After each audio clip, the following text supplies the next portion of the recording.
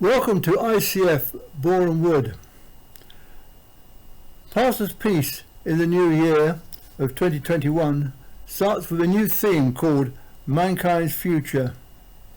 In this series, we'll explore a whole range of questions concerning mankind's future. For example, will you live in a perfect cube for eternity, in which there's no sun or moon? What will life be like during the 1,000-year reign of the Messiah on earth? Does the marriage feast of the Lamb take place before or after Jesus' physical return to earth? Will you experience a second death? Or why does God allow suffering? I'll be addressing these questions and much more in this series, Mankind's Future. If you've got any questions or comments you'd like to make, you can email me at patrick@icfellowship.org. That's patrick@icfellowship.org. Now, to understand the answers to these questions and other questions, it's important to start at the very beginning of man's existence and see what happened next before we can determine what is to take place in the future. So with this in mind, I want to read from Genesis chapter 1 down to verse 19. In the beginning God created the heavens and the earth. The earth was formless and void.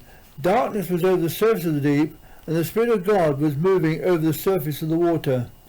God said, "Let there be light," and there was light. God saw that the light was good, and God separated the light from darkness. God called the light day, and darkness he called night. So the evening and the morning were the first day. Then God said, "Let there be an expanse in the midst of the waters, and let it separate the waters from waters." So God made the expanse and separated the waters which were under the expanse from the waters which were above the expanse. And it was so. And God called the expanse heaven. So the evening and the morning were the second day. Then God said, "Let the waters under the heavens be gathered together into one place, and let the dry land appear." And it was so. God called the dry land earth, and the gathering together of the waters he called seas. Then God saw that it was good. Then God said, "Let the earth produce vegetation, plants yielding seed, and fruit trees on the earth, yielding fruit after their kind, with seed in them." And it was so. The earth produced vegetation, plants yielding seed after their kind, and trees yielding fruit with their seed in them after their kind. And God saw that it was good. So the evening and the morning were the third day. And God said, "Let there be lights in the expanse of the heavens to separate the day from the night, and let them be signs to indicate seasons and days and years. Let them be lights in the expanse of the heavens to give light on the earth." And it was so.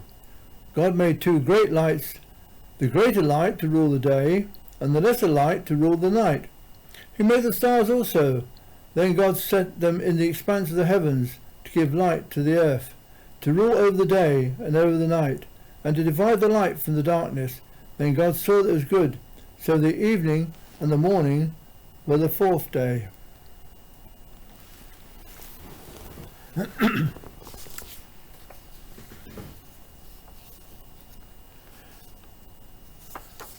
think about what you've read, and think about it after, and if you get a Bible, then reread it again and meditate upon it.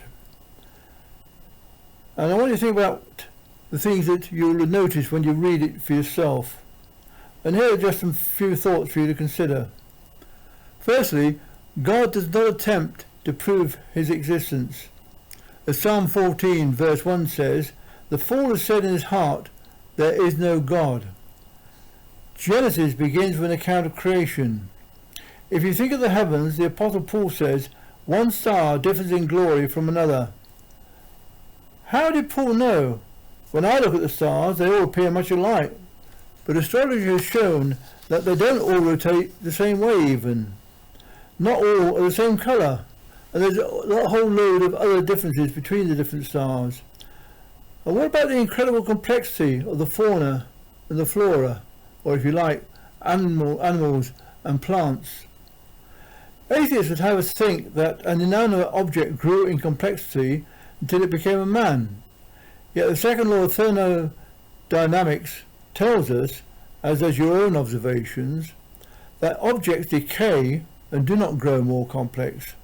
Throw a pile of bricks on a rubbish heap and it will never ever turn into a modern house. Yet a modern house will eventually turn into a pile of bricks.